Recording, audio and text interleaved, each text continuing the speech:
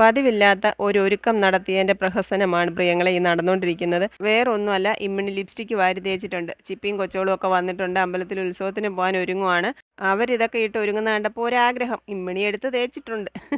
മേടം 1 മുതൽ 10 ദിവസം ദേശദേവതയ്ക്ക് പടയണിയുടെ നാളുകളാണ്. അപ്പോൾ ഇന്ന് 6ാമത്തെ ദിവസമാണ് കേട്ടോ. ഇന്ന് നന്ദഗോവിന്ദ ഭജൻസിൻ്റെ പ്രോഗ്രാമുണ്ട്. അതറിഞ്ഞപ്പോൾ മുതൽ ദിവസങ്ങളായിട്ട് ഇവിടെ ഒരാൾ കട്ട വെയിറ്റിംഗ് ആണ് കേട്ടോ, ചിപ്പി. അധികം ഒരു കാര്യത്തിന് ഇറങ്ങാത്ത ആളാണ്. ഇന്ന് എന്തൊരു ഉത്സാഹമായിരുന്നെന്നറിയാം അത് കാണാൻ വരാൻ വേണ്ടിയിട്ട്.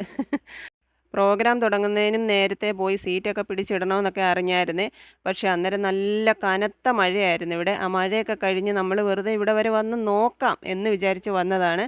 എന്തായാലും ഞങ്ങൾ കുറേ കസേരയൊക്കെ എടുത്തത് ഇവിടെ ഉള്ള സ്ഥലത്തൊക്കെ ഇരുന്നു. പ്രോഗ്രാമൊക്കെ തുടങ്ങി റോഡിലൊക്കെ നല്ല തിരക്കായി. കുഞ്ഞോ പിന്നെ ആ കൈ കയറി ഈ കൈ കയറി പാട്ടൊക്കെ കേട്ട് ആസ്വദിച്ച് കൈയൊക്കെ കൊട്ടി ഇങ്ങനെ ഇരിപ്പുണ്ട്. അതിൻ്റെ ഇടയ്ക്ക് കണ്ണിൽ പെട്ടതാണ് ഈ ഒരു ബലൂണ്. അത് വേണമെന്ന് പറഞ്ഞ് വഴക്കിട്ടു. ജാനിക്കുട്ടിയെ വിട്ട് മേടിപ്പിച്ചു.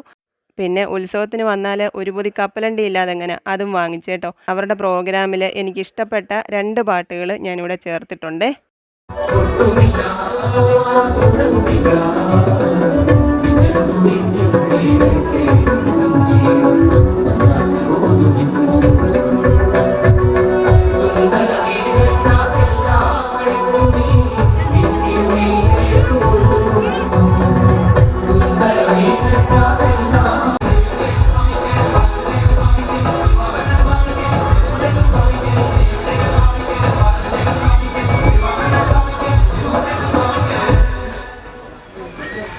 കഴിഞ്ഞ വർഷം വരെയും ഇവിടെ നമ്മൾ വരുന്ന വഴിക്കൊക്കെ വെച്ച് വാണിഭക്കാർ എത്താറുണ്ടായിരുന്നു.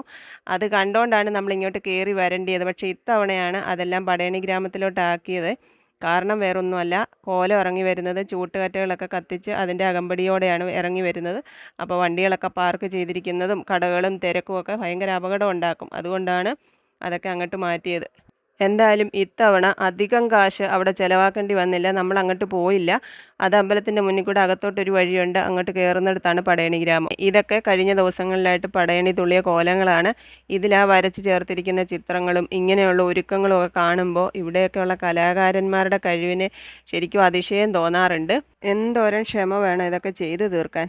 11 മണിയാകുമ്പോഴത്തേക്കാണ് കോലം ഇറങ്ങുന്നത്. അതിന് മുമ്പ് തപ്പുകൊട്ടുണ്ട്. അതിനുള്ള മുന്നൊരുക്കങ്ങളൊക്കെ ദേ ഇവിടെ നടക്കുന്നുണ്ട്. കവുങ്ങിൻ്റെ തടി കൊണ്ടാണ് ഈ തപ്പ് എന്ന് പറയുന്ന വാദ്യോപകരണം ഉണ്ടാക്കുന്നത്. അതിൻ്റെ മുകളിൽ പോത്തിൻ്റെ തോല് വലിച്ചു കെട്ടും. പടയണിയുടെ താളമെന്ന് പറയുന്നത് ഈ തപ്പുകൊട്ടാണെന്നാണ് പറയുന്നത്. അപ്പോൾ ദേ ഇങ്ങോട്ട് വന്നപ്പോൾ ഒരു ഐസ്ക്രീം വണ്ടി ഉണ്ടായിരുന്നു. എല്ലാവർക്കും ചൂടും ഉഷ്ണവുമായിരുന്നു. ഓരോ ഐസ്ക്രീമൊക്കെ കഴിച്ചു. അങ്ങനെ ഉള്ളൊക്കെ ഒന്ന് തണുപ്പിച്ച് നേരെ വീട്ടിലോട്ട് പോവാണ്.